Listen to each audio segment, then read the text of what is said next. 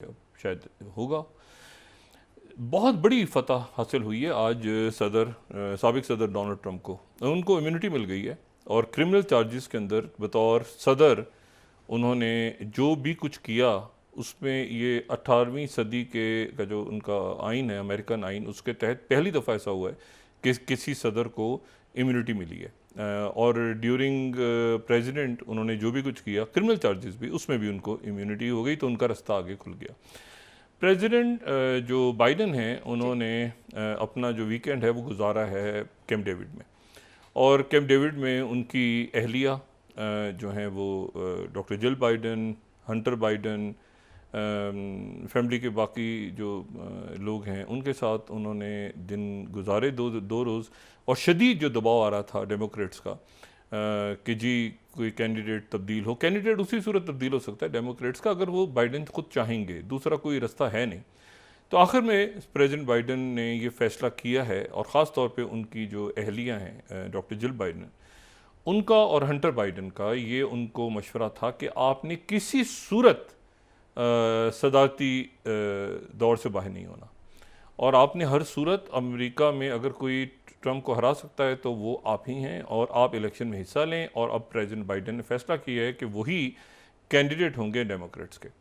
अब ये ऐन उस वक्त हो रहा है अमेरिका में पॉलिटिकल टर्मोइल, और अब तो जो साबिक प्रेसिडेंट ट्रंप को मिली है इसमें इम्यूनिटी, तो उसके बाद एक पिक्चर मज़ीद वहाँ पर एक अजब सी हो गई है, क्योंकि इसको डॉट्स अगर आप मिलाएं तो देखें, एक तो ईरान का आ जाएगा रिजल्ट, अभी जो सेकंड राउंड होगा तो ईरान में तो ऐसा नहीं, लेकिन उसके साथ ही जो फ्रांस का पहला राउंड ख़त्म हुआ है, तो उस पहले राउंड का जो रिज़ल्ट आया है फ्रांस में, उस पहले राउंड का रिज़ल्ट ये है कि जो प्रेसिडेंट मैक्रों की पार्टी है वो तीसरे नंबर पे आई है। यानी ये एक बड़ा अजब सा वहाँ पे मामला हुआ है कि उनकी जो पार्टी है, जो सेंट्रिस्ट पार्टी है, वो पार्लियामेंट में तीसरे नंबर पे।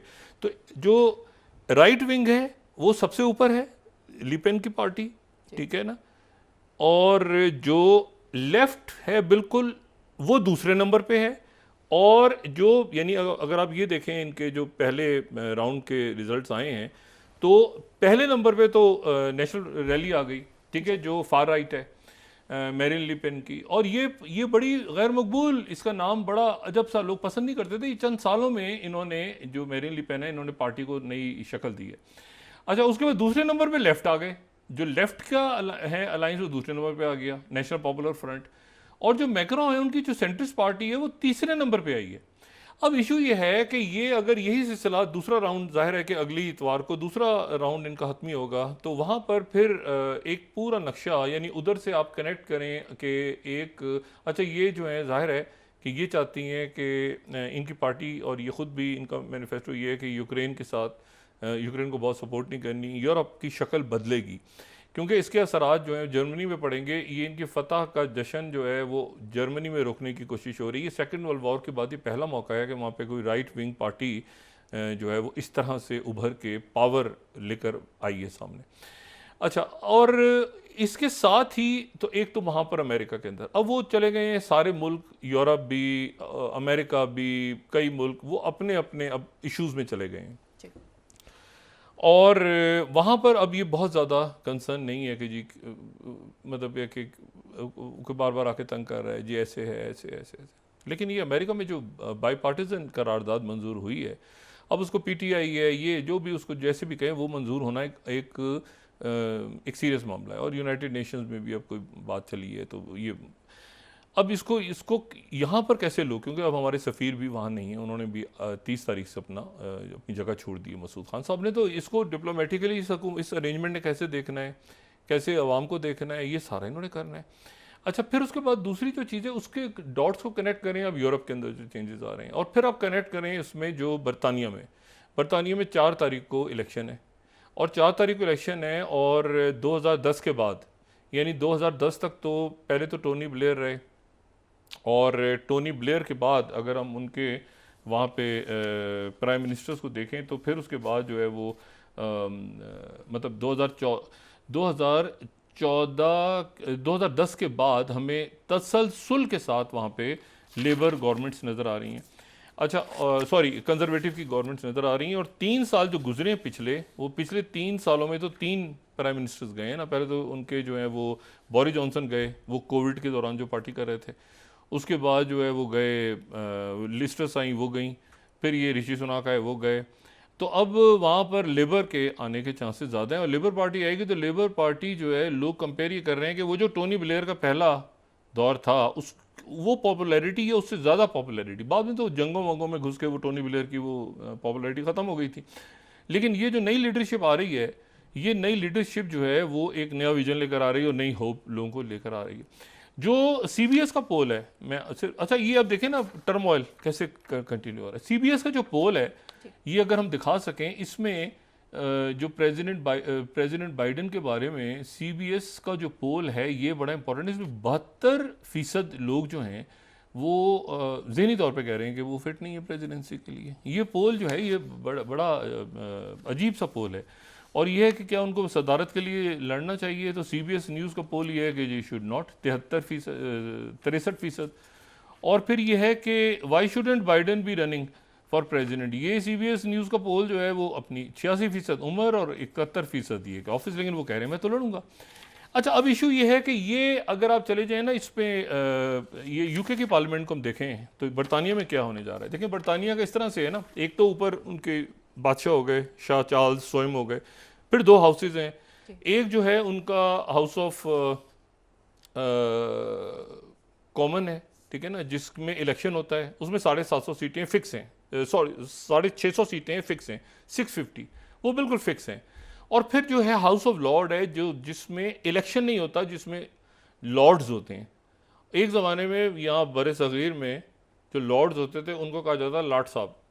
यहाँ लोग बात करते हो तू लाट साहब लगा हुआ है, वो तू इतना लाट है, तू लाट साहब है। मतलब लॉर्ड जो हैं वो होते हैं जिनको नॉमिनेट करती है क्वीन या बादशाह, वो उनकी तादाद फिक्स नहीं होती। लेकिन ये जो पार्लियामेंट है उनकी, ये जो हाउस ऑफ लॉर्ड्स है, इसमें 784 हैं लॉर्ड्स।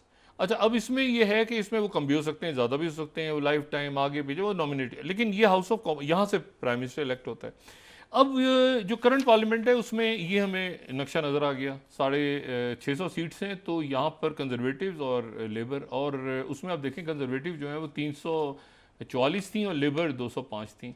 लेकिन अब जो किस्सा है वो ये है कि वहाँ पे अगर पलटता है किस्सा, और वहाँ पे 18 मिलियन 18 साल वोटिंग एज है, और 650 कॉन्स्टिट्यूंसीज हैं, 5 साल की मुद्दत है, और 2019 में वहाँ पे 67.3। ब्रिटेन में, इन मुल्कों में बहुत ज़्यादा, फ्रांस में भी बड़ी दुनिया निकली है, बड़ी दुनिया निकली है। और ये आप देखें तो लेबर पार्टी एक तरफ है और दूसरी तरफ ऋषि सुनाक एक तरफ है, और केयर स्टारमर जो है वो आगे, काफ़ी आगे जो है वो लेबर पार्टी पर। बाकी पार्टियाँ भी बड़ी इंपॉर्टेंस रखती हैं वहाँ पे, लिबरल डेमोक्रेट्स और रिफॉर्म में, लेकिन ये 2 मेन कैंडिडेट। तो अब ये है कि ये जो है ये सुबह 7 बजे से लेकर 10 बजे तक जनाब इलेक्शन होगा, और इलेक्शन उसके ख़त्म हो जाएगा, और उसके बाद ये देखना है कि उसके बाद रिजल्ट क्या आएगा। तो जो रिजल्ट आएगा वो पूरी, फिर जो इकॉनमी का इशू है 52% वहाँ पे लोग महंगाई से परेशान है, फिर क्राइम 18% हो गया है, 50% हेल्थ के इशूज़, हेल्थ के ऊपर लोगों का प्रॉब्लम है, 40% इमिग्रेशन और असाइलम का इशू है वहाँ पे, जो वहाँ के लोग कहते हैं कि यहाँ पे रोका जाए असाइलम को, और 24% हाउसिंग और बड़े इश्यूज़। तो ये अब ये तब्दीलियाँ आ रही हैं। इन तब्दीलियों में वो इसराइल के अंदर फिर आज उन्होंने छोड़ा शिफा हॉस्पिटल के डायरेक्टर को, जिनको पकड़ लिया था साथ उधर, वहाँ पे फिर राइट विंगर्स खड़े हो गए, फिर वो डेड लॉक सा क्रिएट है। इन जंगों से उम्मीद ये है कि प्रेसिडेंट बाइडेन जाने से पहले जो है ये अपनी टीम से कहेंगे कि आप ये इश्यूज़ को रिजॉल्व करवाएं, क्योंकि बिल्कुल एज पे जाके ये एग्रीमेंट रुका हुआ है। ये जो और ये अगर नहीं होता और ये मामला आगे चले जाते हैं कुछ दिन और या कुछ हफ्ते और, तो फिर उसके बाद ये फैल जाएगा, फिर सबके हाथ से निकल जाएगा। ये अगर हिजबुल्लाह इसमें आती है या इसमें जो है ये हुतीज एक्टिव, तो इस वक्त जो है, और सऊदी अरेबिया ने स्टांस लिया है बहुत खुल के कि वो जो है वो, और अरब लीग का जो कल मैंने बताया था कि उन्होंने हिजबुल्लाह को निकाला है लिस्ट में से, और साथ ही सऊदी अरेबिया ने कहा है कि ये डायर कॉन्सिक्वेंसेज होंगे। तो मेरा ख्याल ये है कि आने वाले दिन बड़े हम अपना अंदरूनी टर्मोइल ख़त्म करें खुदारा, और ये सोशल अनरेस्ट नहीं होना चाहिए, हल भी नहीं है सोशल अनरेस्ट, लेकिन ये है कि ये हमारे जो एलिट क्लास है उसको ये देखना चाहिए ना। आप हाफिज़ नईमुर रहमान साहब की गुफ्तगू सुने या बाकी जो आप तबकात की सबकी सुने, तो वो सारे, कोई के इलेक्ट्रिक को चीख रहा है, कोई कहीं को, तो ये अनाउंस कर दें बस कि भाई हम वो खर्चा जो है वो उधर से कम करके, और इस दफ़ा इतना टैक्स, मतलब एक किसी ऑर्डिनेंस या किसी चीज़ के तहत ये कर दें अनाउंस कि भाई वो हम खर्चे उधर से कम कर रहे हैं।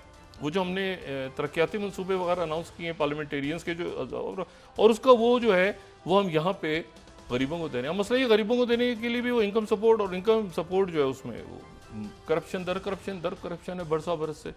तो वो जो है वो मेरा ख्याल है कि इससे हमें एक हथौड़ा मार के सिस्टम को, जो एक मकड़ी का जाला है, और मेरी तवक्को से तो बहुत ही ख़राब बजट है। बाकी अब लोग इसको किस तरह से देखते हैं, कौम है ना, मुल्क है, सब ने एक साथ आके निकलना है इस बहरान से। तो उम्मीद करते हैं कि हम इससे निकल जाएंगे, लेकिन सिस्टम इसकी बहुत बड़ी कैजुअलिटी है। जिसने पहले ही जाना था वो अब आपको फारिग होता हुआ नज़र आएगा on a very bitter note. जी बहुत शुक्रिया डॉक्टर साहब। क्योंकि पब्लिक मतलब बहुत ही मुतनफ़िर हो गई है ना इस एलीट कैप्चर से, मतलब बहुत ही नफरत के साथ इस सिस्टम का है। जी बहुत शुक्रिया डॉक्टर।